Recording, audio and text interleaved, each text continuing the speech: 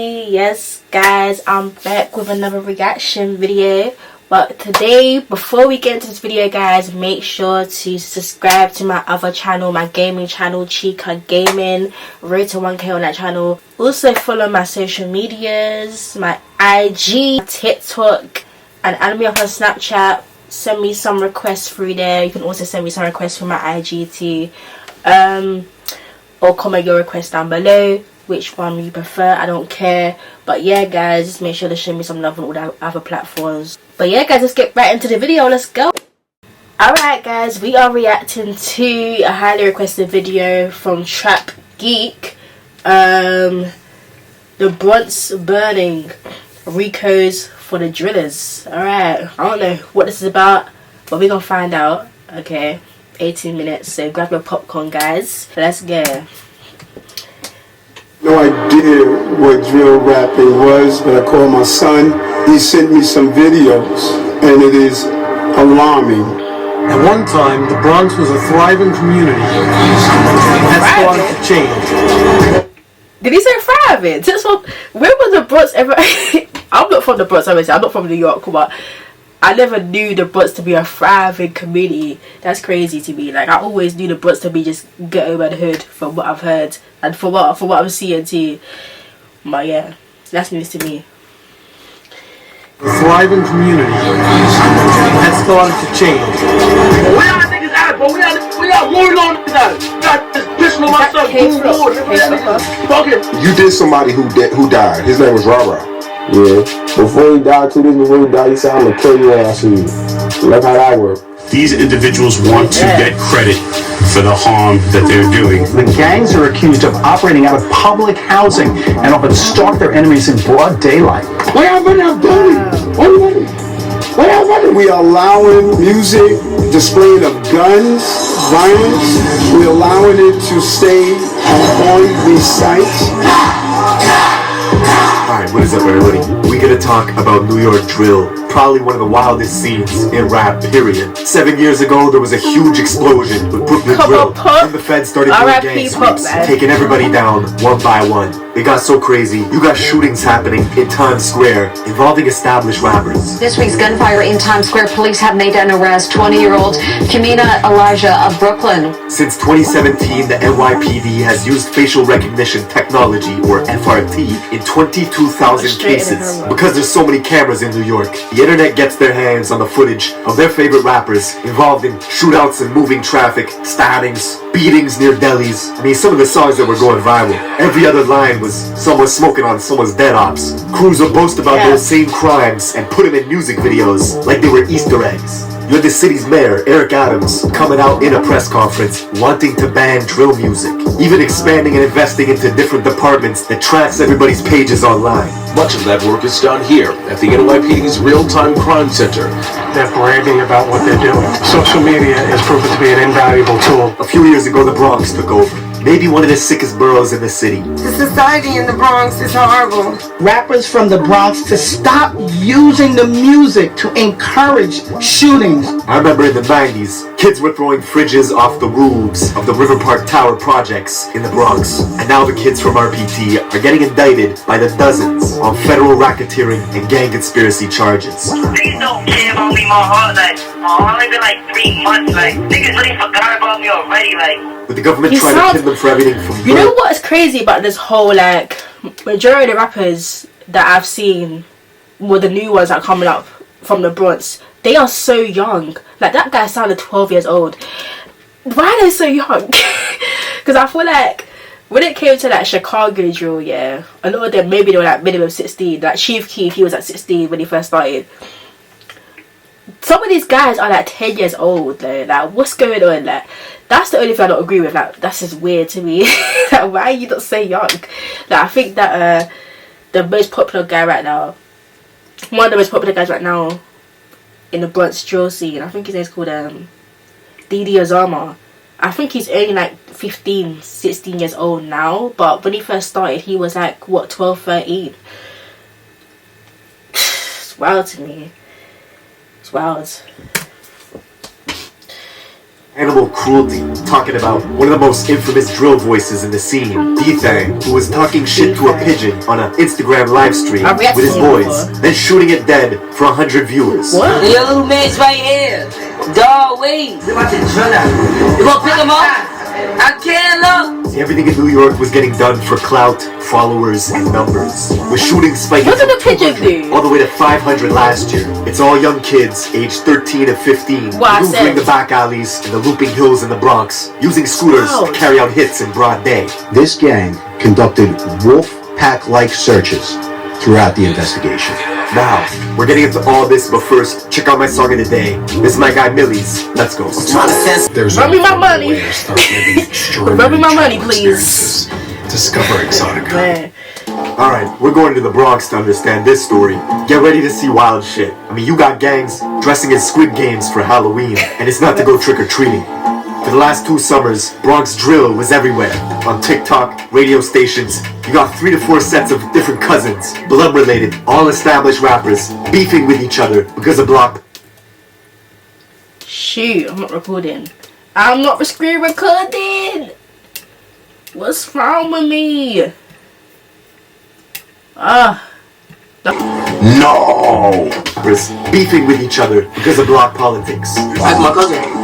No! Both of them are your cousins. Everybody's like, wait, hold up. They cousins, they're going at it, but these cousins. Can't wait to see Auntie now.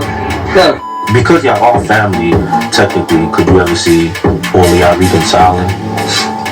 Nah, I don't think so. Wow. The music in the Bronx is super high energy, sometimes too high. Like these kids got ADD or something. Nah, for real, they always jumping. They carry each other further. The Bronx has the biggest dropout rate in all of New York, and it's becoming a problem. You got kids going to school in rival territories, with different campuses getting metal detectors in them to squash gang shootings. Daddy! Oh, I tell you what! This, of course, is the rapper Shy K, with 100 million views on YouTube in 2 years of rapping, coming out of the Cortlandt projects in the South Bronx, aka home of extortion. In 2009, the Cortlandt homes was subject to a police sweeping called Operation Bad Apple, which took down 52 people for racketeering and gang conspiracy. The NYPD even went on to build a police building right across the street from the projects called PSA 7, even though a precinct and a Bronx borough court are literally a few blocks away. Cortland's home to popular rappers like B-Love and Shy K. Shah, who's known for having a deep-ass voice that doesn't really match his face, went to the rival school in Mott Haven campus, just 9 minutes away from his hood, where he would bug out towards any kid that repped the rival gang, the YGs. He was making posts talking about YG killer, even hopping on Instagram lives at 12 years old, saying directly to a YG kid named Wu Lottie that he was gonna spare him. What's up, dear Wu Lottie? Huh? Yo, he said what's up, dear Wu Lottie? I know, I'm not gonna jump you, I'm gonna jump nuts. 5 years later, Wu Lottie would get murdered. See, the Young Gunners, or the YGs, is an infamous Bronx-made gang which started in 2003 in the Mott Haven houses and the Patterson houses, just 10 minutes away from Cortlandt. 2 detention centers in the Bronx, Horizons and Crossroads, are breeding grounds for gang recruitment, and the YGs were formed to combat the overwhelming numbers of Bloods in adult jails like Rikers Island.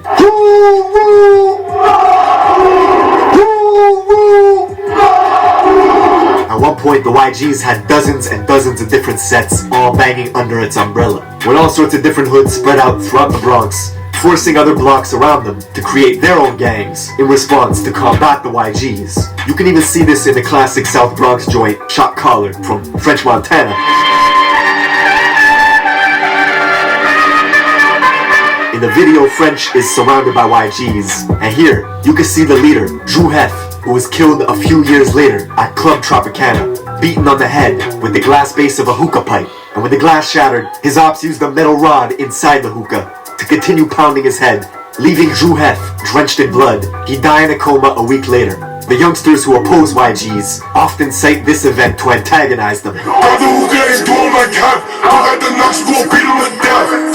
YGs were notorious for violence themselves. Locals remember a horrific event that took place on April 16th of 2012, when a gang of YGs were drinking liquor on a hazy night, discussing who was the toughest in the crew. This crew of YGs made a 7-minute walk and stormed their rivals on Cortlandt Ave to see who they could catch.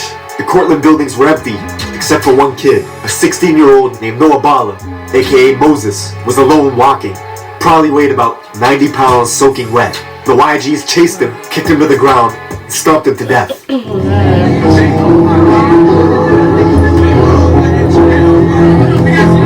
Kids from the Cortland projects hold Noah's name in high regard. Be Love, whose hit song, If You Know You Know, got 16 million views when it was released 2 years ago. He actually confronted the brother of a YG's member that killed Noah outside in front of a Metro court, as this guy was waiting to be tried for a different murder of another Cortland youth named Yellow. Come across the street. I came to court with it. Now, last time you throw that up one more time, what the fuck you talking about? What you talking about? Come across the street. The Bronx is so crazy. Dudes will get active in the courts, outside the courts, in front of police. They don't care.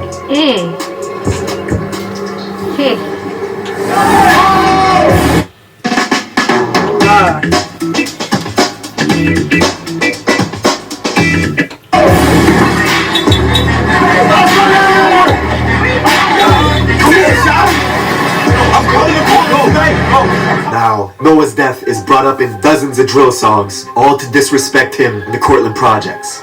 Notorious YG rapper D-Thang out of the River Park Towers, a YG stronghold in the West Bronx, made the song Wedgie Man This, Wedgie Man That. In it, D-Thang has a cold-blooded line talking about the beating of Noah. Just want some respect or fidget. If we catch I'll be going like that midget. Jelly for back of my clip. That song is riddled with disses. The title itself sounds funny. Wedgie Man This, Wedgie Man That. It's a direct shot at Shy EK, the rapper from Cortland, who was caught on camera getting a wedgie. Yo! If you like my new song? Wedgie Man This, Wedgie Man That. Now D-Thang's home, RPT, the River Park Towers, alias the Death Towers, encompasses two 44-floor buildings and two 38-story buildings standing over the Harlem River. 8 years ago, the feds took down 20 of their top guys, wiping out the leaders, hiring security guards, and installing cameras to stop people from dealing drugs right outside. Then, the kids took over. When we in, when we out. So it's my brother for life, forever. They continued drug dealing, robbing.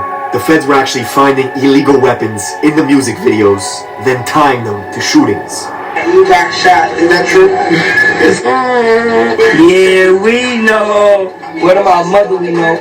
New York has always had very strict gun laws. People wanted to know how these kids were getting their hands on weapons. Ghost guns, these untraceable firearms made from parts you could purchase online. It's been wreaking havoc in the city. If you're a child, if you're a convicted felon, you can go online and purchase these parts, get the parts, construct a firearm. Serial numbers, untraceable, no background check, nothing. That is a problem. The whole of 2021 was crazy. As the feds were tuning into Instagram lives, you could see stuff like rapper D-Thang with his own cousin, K-Flock, flashing out on each other for a live audience. Yeah, money, don't do that, money. Don't do that, money. If I see Stunner, you know I'm a wild gun. Fuck that. No, I'm a class. I saw my energy last time I saw you, Stunner. K-Flock is literally D-Thang's blood cousin, coming from the famous Little Italy part of Central Bronx, near the 48th precinct. K-Flock's own mom pretended in an interview not even to know who D-Thang was. Him and D-Thang are cousins. I don't even know who that thing is. I'm the mom and I'm confirming it. That's nowhere near related to me at all. His gang, DOA, or Dead on Arrival, is an allegiance of 5 blocks, all of which are surrounded by YGs and Drillies, a vicious gang of bloods that also oppose K-Flock and his gang, DOA. Oh, Sa Flocka, come play. Come play today. You always playing on the internet. I want you to come play today. Now, because the fans knew K-Flock is a crash-out specialist who would film his gang endeavors all for social media, this resulted in all his music getting more and more views. Let me tell you what he did, bro. This gonna call me to a mention party full of hot. Yo, I was there. We was in there, but who was there? I was saying. In there. Right in one Now, this would make his rivals upset and jealous. K-Flock would bring them into Instagram Lives just to argue with them. Bro, y'all scariness. I was following y'all. You never did nice to me though. Really though. Really did never did nice to me. That kid he was talking shit to is Rajiz, a YG member from the 800 block, literally a 15-minute walk away from K-Flock's hood. Now just 2 weeks after they had that argument on Live, this YG kid Rajiz would preview a track called Real Facts, where he was going after K-Flock. Hey yo, kicking out listen to facts. Anytime that they try to do backs, he blew you again, you ain't smoking on Mac.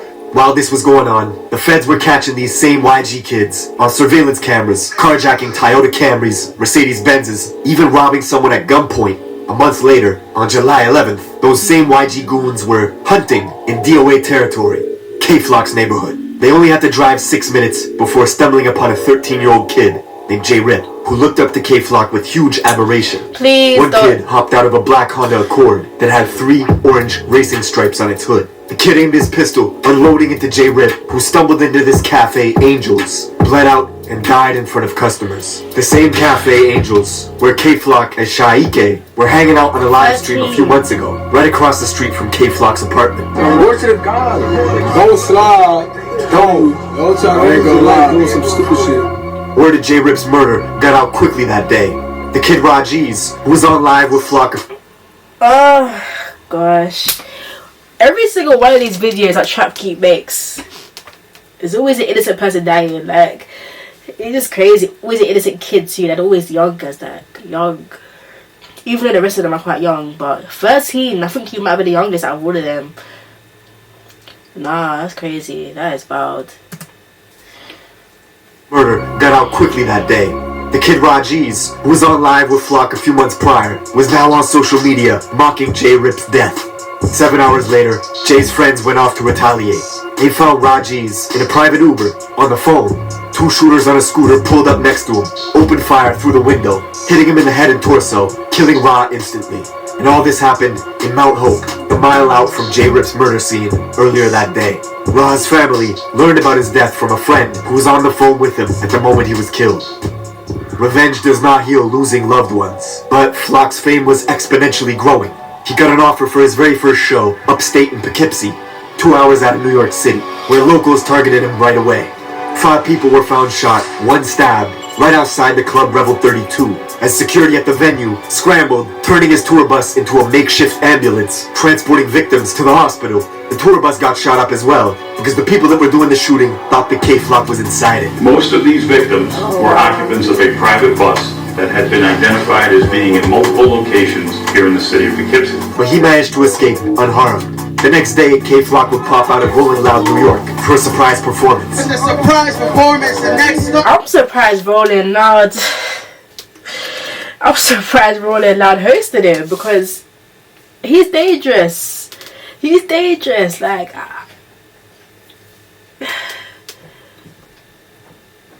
Because I'm pretty sure there was one show that basically banned all New York drillers from the show. I don't know, it wasn't Rolling Loud. It wasn't Rolling Loud. It might have been Rolling Loud, you know, but it might have been like a Rolling Loud in another state. But they just banned all the New York drillers because they were thinking, nah, like, you lot are gonna incite violence in the show. You lot are gonna bring all the violence in the show and all this danger. Like, we ain't having it. And the surprise performance, the next stars in New York, K-Flock and B-Love. But he got into a brawl with another Bronx artist as their entourages clashed, thus banning Flock from the festival for life. But all this beefing just boosted his profile. That same night, he would drop the song Being Honest with G Herbo, which now has 25 million views on YouTube. It was like K-Flock was on top of the world, but he was still doing drills. 6 days later, he was in a rental car with his boys, driving to his cousin D-Thang's building, the River Park Towers, spotting an op, shooting them on the Roberto Clemente Bridge. You'd think it would stop there, but no. The next week, undercovers pulled K-Flock over in Yonkers, finding a gun in his sock, which if you know New York laws, carries a 3 to 5 year sentence. The very next day, he was bragging about buying a new gun. You're thinking this might stop, and it will. Getting close to Christmas, on December 16th, 2021, K-Flock walked past the barbershop in Harlem, early in the morning. Had a standoff with this man, pulled a pistol out, and shot him dead. The rapper in the city with the most buzz, caught on surveillance video, wearing designer clothing from head to toe, shooting a rival. And the shoes he's wearing in surveillance video that day are the same unreleased Jordans he was showing off for social media just a few days before. The craziest part is the guy Flock's booked for killing comes from a set in Harlem that have the same enemies that K-Flock has. Geographically, they have the same rivals. They both beef with YGs and Drillies. So that's how he ended began up in beefing with this prison. set in Harlem called the OYs because one of their rappers... I got introduced to K-Flock like when he was already in prison. And I was thinking, like, why is this guy in prison? But now I know, because he shot someone dead on surveillance camera, like, and yeah, he's probably gonna get crazy amount of years, but people are saying that he might be coming out soon. I don't know if they're just being hopeful, but yeah, that's wild. And beefing with this set in Harlem called the OIs because one of their rappers, Eat Up Baby, was seen at a party smoking on Instagram Live with some YGs. Yo, this shit, why do this shit got 300 views? So Flock turned on him, gathered his posse, and made one of the coldest Bronx drill songs yet, called Brotherly Love, riddled with disses towards this Harlem set, the OIs. Niggas talking fuck he wanna do. He chill with them op niggas. Whatever they throw him, I'm dropping it too. Shy-E-K, the rapper from Cortland, would side with E-Dot Baby, so in turn, he would start beefing with Flock, and Flock would start beefing with him, both of them releasing diss tracks, with Flock saying he was smoking on Shy-E-K's dead father. Free Flock. We had niggas music's doing bad now. Y'all need it. Or free him, cause you know what we're gonna do. He gonna be the 5th dead DOA member. Interestingly, just minutes before Flock pulled the trigger at that barber shop, killing the man, he had logged onto FaceTime to talk directly to his rivals, brandishing his gun. And he was filming at the exact same stoops where Eat Baby, the rapper from Harlem, had filmed a music video 1 year prior called Ready for War. Slowly, one by one, the Bronx was following the Brooklyn scene, with all the rappers getting wiped out by police indictments. 5 months later, the Drillies would get taken down in a massive RICO case, booking 20 people for murder, conspiracy, racketeering, and gang activity. Not even a month later, D-Thang, along with 22 of his guys from RPT, would get swept up as well. Then if you thought the scene wasn't toxic enough, 6 months later, the young rapper from Harlem, E-Dot Baby, would commit suicide, which has fans still wondering to this day why that happened. Fast forward to this year, February 2023, and K-Flock, who was already sitting in prison for murder, would be one of 7 DOA members named in a federal indictment spanning from 2017 all the way to 2023. This is the New York drill scene in a nutshell. Every few years, a scene pops off from one of the boroughs, rappers make a huge wave, and then it all comes crashing down. That's it for this video. Thank you for watching, and I will see you in the next one. Oh, gosh. Man, shout out to Trap Geek though, because he really like explains it well. Like, he does his research, he goes into detail, he makes it like a documentary, but a short one, which is enjoyable. Not enjoyable, but easy to watch. Yeah. Yeah, that's crazy though. Like, actually crazy. Yeah, I don't know, like, living in the Bronx, it sounds crazy. Like I feel for the people that are living around all of this nonsense, like having to go to school and like trying their best to succeed in school, knowing that the dropout rate is what, 45%, like, especially because children are like the most like vulnerable and influenced people. So shout out to the people, to them children out there who are still like, you know, in school and they're not getting influenced by all this nonsense. Because it's got to be hard. It's got to be hard living around that environment. It's got to be hard. Like, that's why, like, at the same time, it's like, even though it's messed up, like, I can't, like, there's a reason for this pattern. There's a reason for this cycle. There's a reason for it. For the way they act. It's just, you just got to break that cycle, man. You got to be strong enough to break it. Well, not everyone is. But yeah, guys, that's my reaction.